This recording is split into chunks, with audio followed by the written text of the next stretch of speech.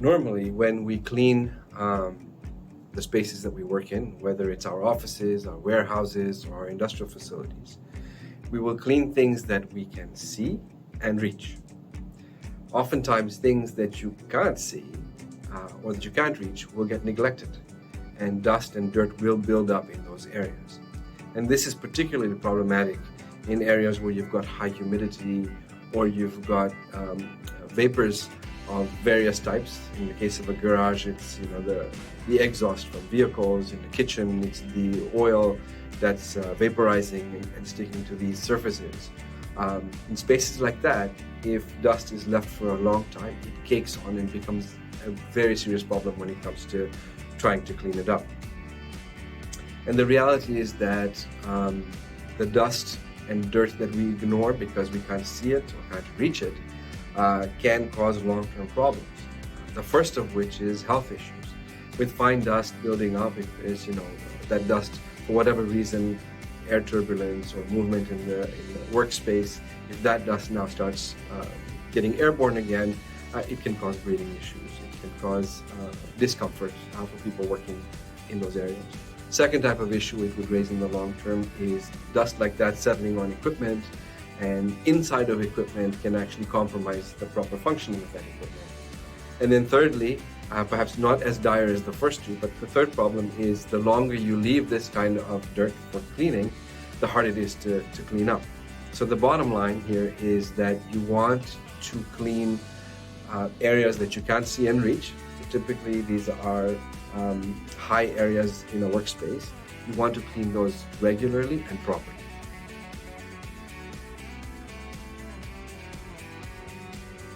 There are three things to consider when you are in the process of planning to clean overhead spaces. And these three things are the height of the space you want to clean, the type of surface you want to clean, and thirdly, the tools you're going to use, specifically the vacuum, and then secondly, the specific tools that you would use to clean that surface. In today's conversation, we're going to focus on the situations where you are doing regular cleaning. So we're not talking about that caked on dirt that's on those higher surfaces, because the process to clean those is very different. Today we're going to focus on cleaning or high dusting, and literally dusting, where the surface is not, and the dirt is not caked onto the surfaces, but rather you can use a vacuum cleaner and a brush or some kind of a tool to take that dust off. So let's tackle them one by one. The first one is height. And the reason why that's important is that there are some heights where you can access the cleaning or complete the cleaning by standing on the floor, and there are others where you need help getting to that height. The rule of thumb is that if a space is about 18 feet or lower, you can use enough tools, extension poles, and tools to reach that height to clean safely by standing on the ground. However, if you get beyond the 18 feet, it is important that you have a way to access that space safely. And many people would use either a scissor lift or a scaffold in order to access that higher space. So the first thing you need to know is how high is the space that you need to clean. And once you've determined that, you can figure out whether you actually need to have access support through a scaffold or a scissor lift, or whether you can do it from the ground. So as you think about this access, there are a couple of notes that you should keep in mind. The first is that even though the rule of thumb is 18 feet, the higher you go, the more difficult it is to do the work. So take that into consideration as well, because 18 feet would require to use 3 poles perhaps, and 3 poles become heavy and difficult to maneuver. So as you get to that point, while it's accessible, while it's safe, it's still something to take into account. The second thing that you want to take into account is that there are different types of poles available, and the lighter the pole, the higher you can usually go. The second consideration when you're thinking about overhead cleaning is the type of surface. And by that I mean there are horizontal surfaces like sills and ledges that may be at the bottom of a window or top of a shelving rack that need to be cleaned. The second is fixtures and equipment. Sometimes you've got either a light fixture that's high up, a fan, potentially a heating unit that's located high up. So those are other things that need to be cleaned at a high location. The third type of surface could be pipes. So HVAC and plumbing pipes are often located quite high and need to be cleaned. So sometimes in offices which have kind of an open ceiling plan, you will have raceways, which will include data and electrical cables. Sometimes that needs to be cleaned. And you just have to be careful. So this is a note to make that if you are cleaning anything that's electrical or tied to the electrical supply, you want to make sure that the power is off and you're working in a safe environment. And the third consideration when you're thinking about overhead cleaning is selecting the right vacuum cleaner and tools. But let's talk first about the vacuum cleaner. And because we're dealing with dust and not the caked-on dirt, it's appropriate to talk about a vacuum cleaner. And here also there's a rule of thumb. Because you're using long poles and these long distances, you really want to have a vacuum that has good suction. Rule of thumb is at least 100 CFM. Higher is better. And the second thing is, because again you're dealing with fine dust and maybe things that have been sitting around for a long period of time, you want to have excellent filtration. Obviously you don't want whatever you're picking up at the top of the building to be recycled and thrown back in the lower level of the building. So having good filtration and good suction in a vacuum cleaner is going to be critical for success as you're thinking about overhead cleaning. So now that we have an understanding of the three things we need to consider as we are planning to do overhead cleaning, let's turn our focus to the tools you will need. And there are tools designed for different aspects of overhead cleaning that you should know about. Let's first talk about the extension poles, or wands, as you might call them. The rule of thumb that I gave you earlier, about 18 feet, applies mostly to the conventional aluminum poles. The poles are also available in fiberglass. Now the difference between these two is that the aluminum poles tend to be a little bit heavier. You can't go as high and are limited to about 18 feet, but they're cheaper and more accessible.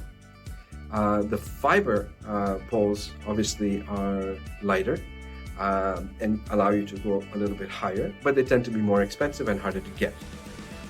So having considered that, they also come with a number of tools. And the variety of tools generally is available for either type of pole. So let's get into the tools.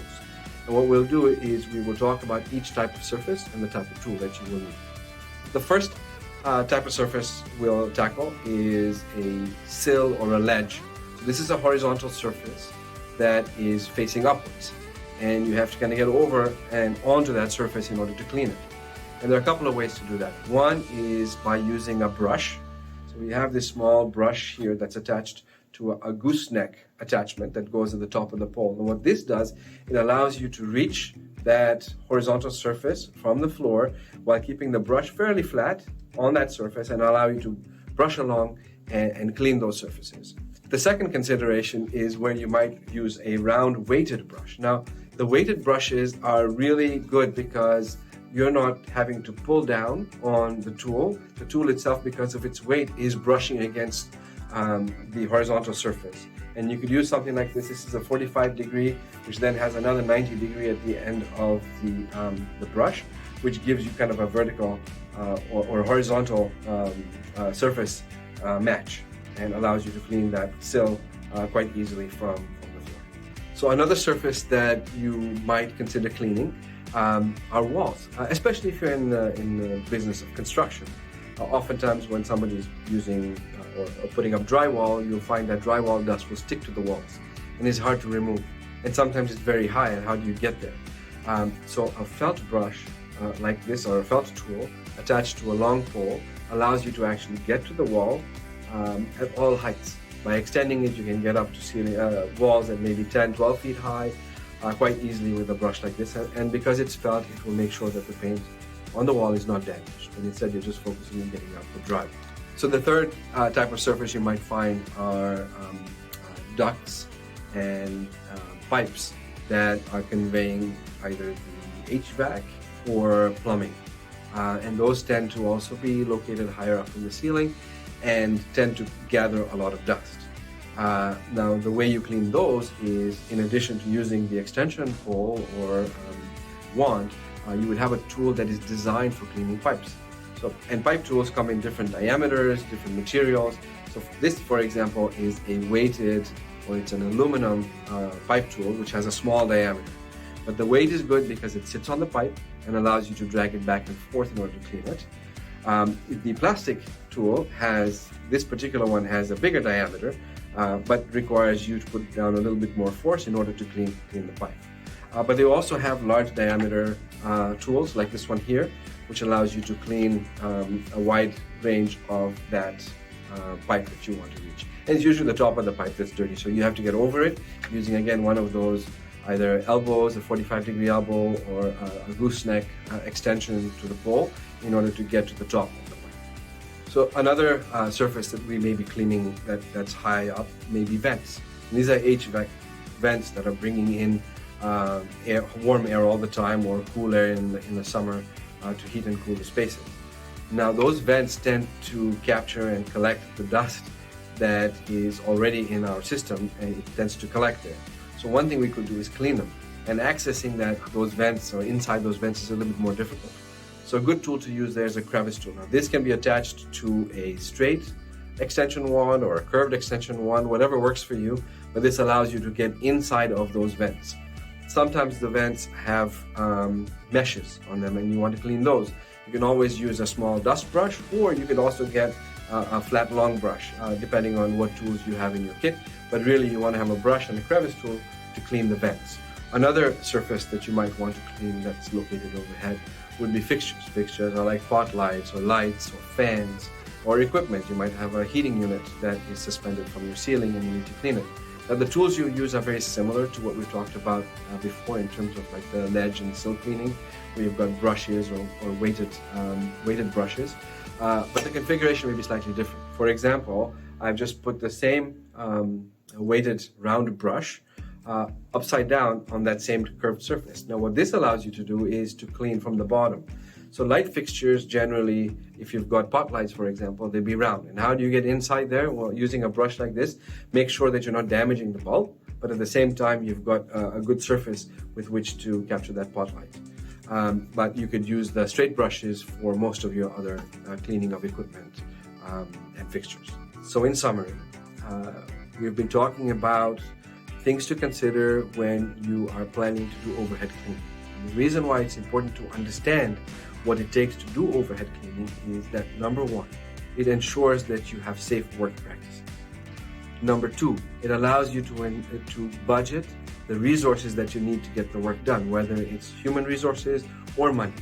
And secondly, if you are in the business of providing cleaning services, you know how to bid on it so that you're not losing money but making money.